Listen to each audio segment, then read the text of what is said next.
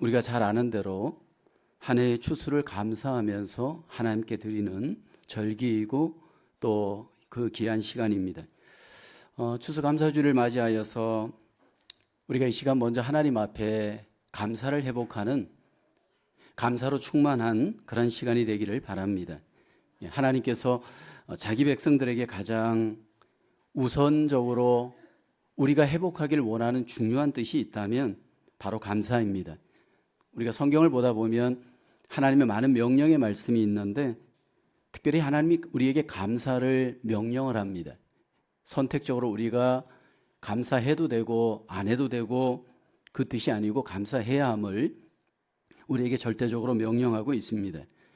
구약 성경을 보면 하나님께서 이스라엘 백성들에게 무엇보다도 감사를 적극적으로 명령합니다. 그래서 1년에 3번 감사 절기를 하나님은 지킬 것을 말씀을 하죠. 유월절과 맥추절과 수장절과 같은 3번 정도의 감사 절기를 통해서 하나님은 우리가 감사를 실천하기를 원하십니다. 신약 성경에 들어와서는 감사의 절기를 명령하지는 않습니다. 그러나 구약보다 더 하나님은 우리에게 적극적으로 감사할 것을 명령하십니다. 오늘 본문 데살로니가전서 본문은 우리가 잘 아는 말씀입니다. 오늘 18절에 보면 범사에 감사하라 우리에게 하나님께서 명령하십니다.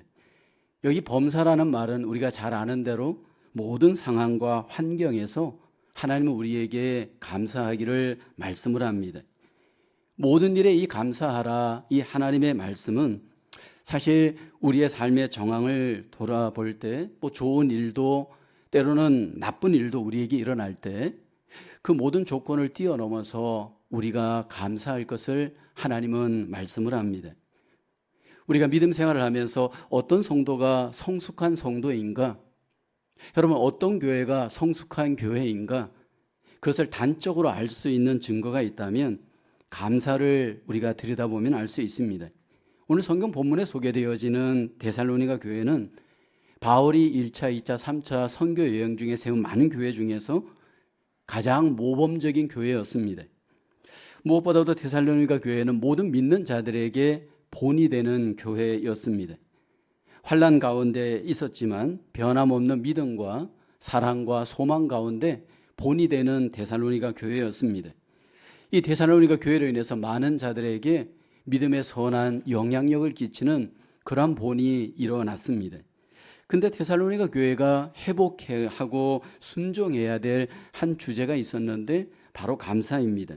왜냐하면 이 데살로니가 교회가 주의 재림을 앞두고 좀 잘못된 모습이 그 교회 안에 있었기 때문입니다. 바울은 이런 데살로니가 교회를 향해서 감사를 실천할 것을 말씀을 합니다. 2024년을 돌아보면서 우리 모두가 하나님 앞에 칭찬받고 또 무언가 하나님 앞에 잘한 일들이 많이 있지만 돌아볼 때 감사를 더욱 회복해야 될 우리의 삶도 분명히 저는 있을 것이라 생각을 합니다.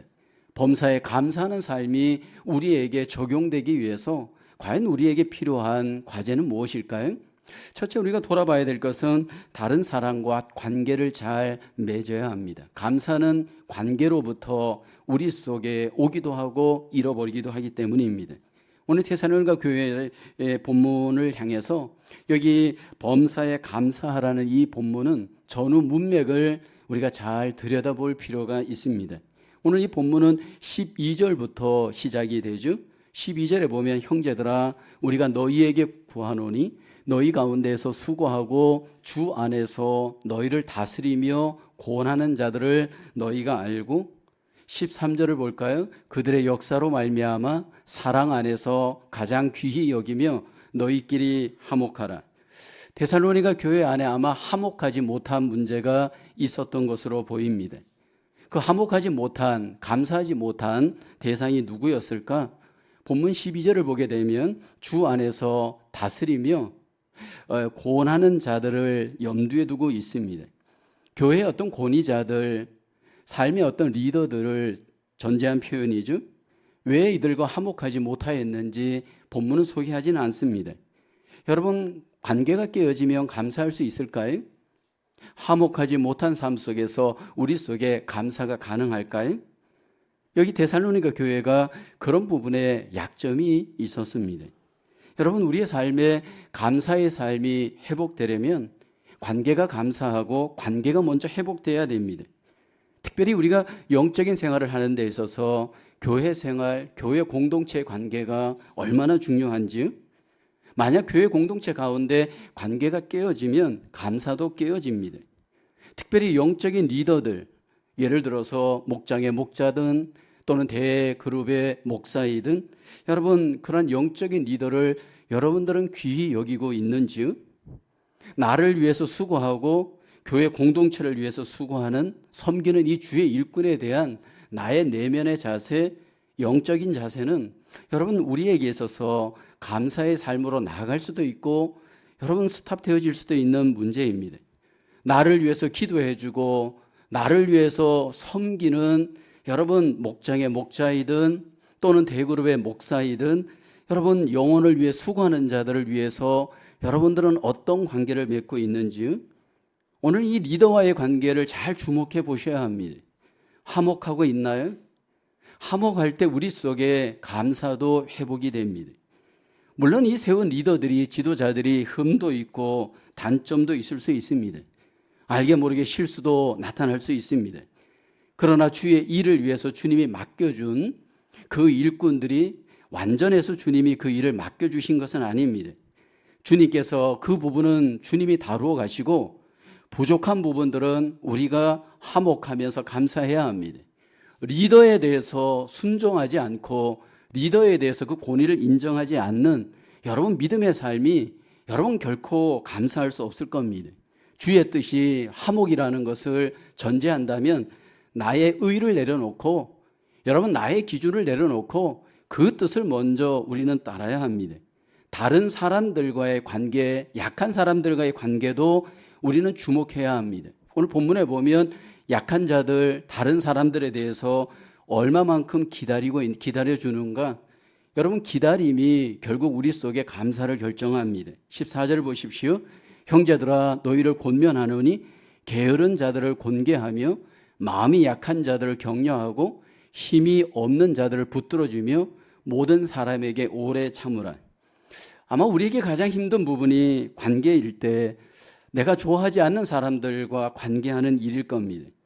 여러 사람들에 대해서, 모든 사람들에 대해서 여기 하나님께서 우리에게 원하시는 뜻은 참으라는 겁니다. 어떻게 참아야 되느냐 하면 오래 참으라 말씀을 합니다. 누가 감사할 수 있나요? 관계에서 깨어지는 사람들 대부분 여러분 조급해서입니다. 관계를 승리하는 사람, 오래 참는 사람입니다.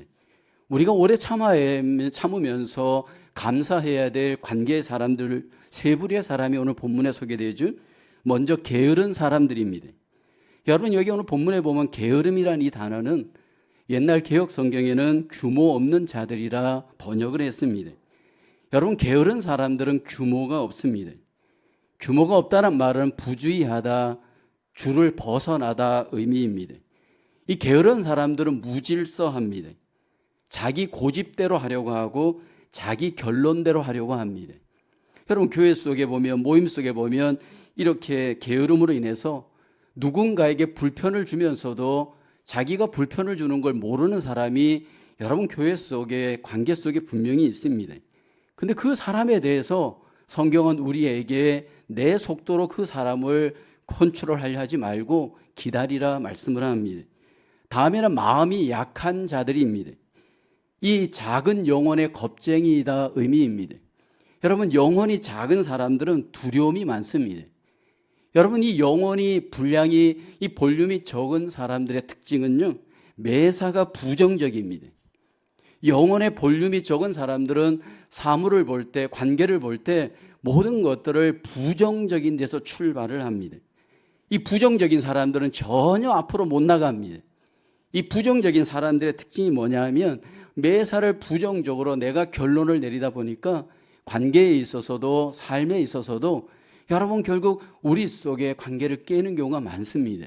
그런데 이런 영혼의 겁쟁이들, 마음이 약한 자들, 주님께서는 우리에게 우리를 참아주셨듯이 우리도 그들을 향해서 참아줄 것을 성경은 말씀을 하죠.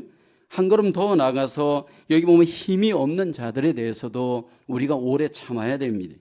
여기 힘이 없다라고 하는 것은 믿음이 없다 의미입니다. 여러분, 이 사람이 믿음이 있느냐 없느냐 어떻게 평가할 수 있나요? 믿음이 있는 사람은 주기를 원하고 믿음이 없는 사람은 받기를 원합니다. 내가 교회에서 관계에서 받기를 원하는가 주기를 원하는가, 요 하나를 딱 보면 내 영혼의 분량을 어느 정도 알 수 있습니다. 항상 만날 때 보면 받기만을 원하는 사람들이 있잖아요. 주어도 감사를 모르는 사람이 있잖아요. 그런 사람에 대해서 성경은 우리에게 오래 참을 것을 말씀을 합니다. 여러분, 교회는 불완전한 사람들이 모여 은혜 안에서 하나님 앞에 공동체된 관계의 모임입니다. 그래서 우리 속에 보면 내가 보기에 감사하지 못할 그런 기준의 사람들, 그런 인격의 사람들, 그런 어떤 삶의 사람들이 분명히 있습니다. 그런데 그 가운데 주님의 뜻은 감사하기를 원합니다. 여러분, 사람으로 인해서, 관계로 인해서 내 안에 혹시 감사가 잃어버리진 않았는지 추수감사주를 맞이하여서 나를 한번 돌아보기를 원합니다. 왜 저런 사람이 내 주변에 있는가? 나는 왜 저런 사람들과 모임을 하고 관계를 해야 하는가?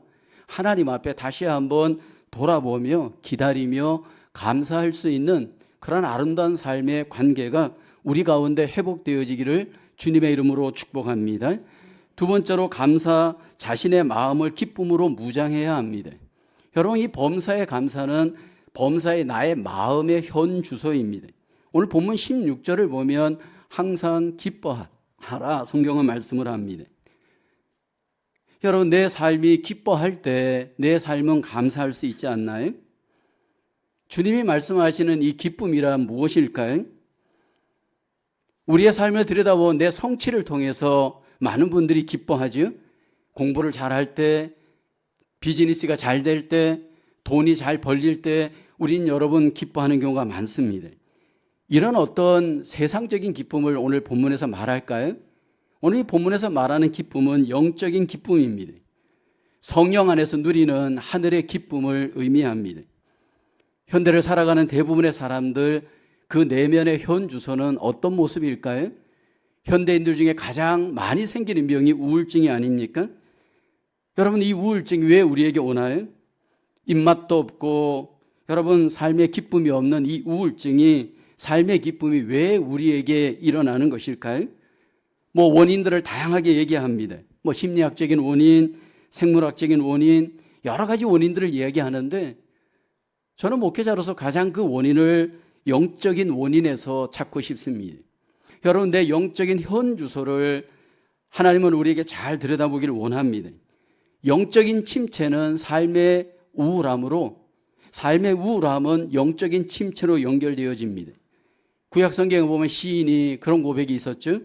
시편 42편 5절에 보면 내 영혼아 내가 어찌하여 낙심하며 어찌하여 내 속에서 불안해하는가? 너는 하나님께 소망을 두라. 그가 나타나 도우심으로 말미암아 내가 여전히 찬송하리로다. 많은 경우에 우리가 나를 바라보면 낙심할 때가 많이 있습니다. 나를 바라보면 불안감이 나를 지배할 때가 많이 있습니다.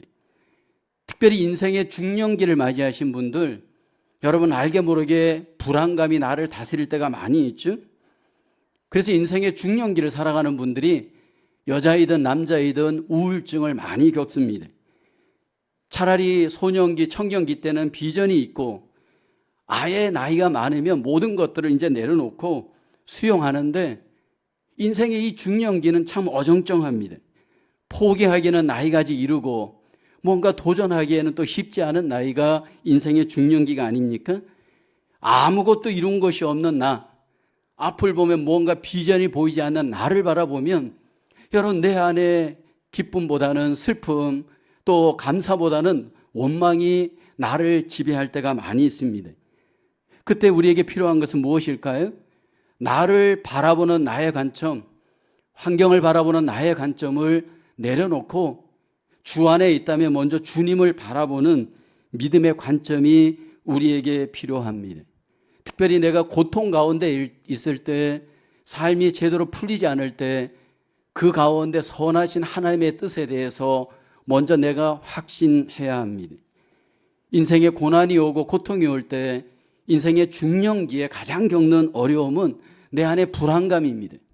이 불안감은 감사를 잃어버리게 만들고 삶의 전진을 가로막습니다.